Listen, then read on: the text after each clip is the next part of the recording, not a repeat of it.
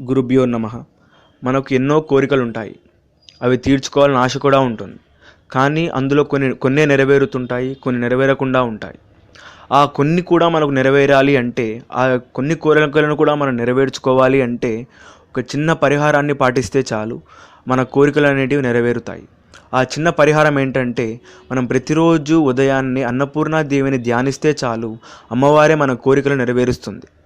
ఆ పూజా విధానాన్ని మనం ఎలా చేయాలి అంటే, మనం ప్రతిరోజు మన పూజ గదిలో అన్నపూర్ణాదేవి చిత్రపటాన్ని ఉంచాలి. అమ్మవారి ఎదుట ఒక పిడికెడి బియ్యాన్ని వేయాలి. ఆ వేసిన తరువాత అమ్మవారి అష్టోత్తరం కానీ అమ్మవారి అష్టకాన్ని కానీ పఠిస్తూ అమ్మవారి పాదాల చెంతన కుంకుమార్చన చేస్తూ ఉండాలి. అమ్మవారి అష్టోత్తరాన్ని కానీ అమ్మవారి అష్టకాన్ని కానీ పఠిస్తూ అమ్మవారి కుంకుమార్చన చేస్తూ ఉండాలి. ఈ విధంగా మనం ప్రతిరోజు అమ్మవారిని ధ్యానిస్తూ ఉంటే అమ్మవారే మన కోరికలను నెరవేరుస్తుంది. ఈ విధంగా మనం కొన్ని రోజులు చేస్తూ ఉండాలి.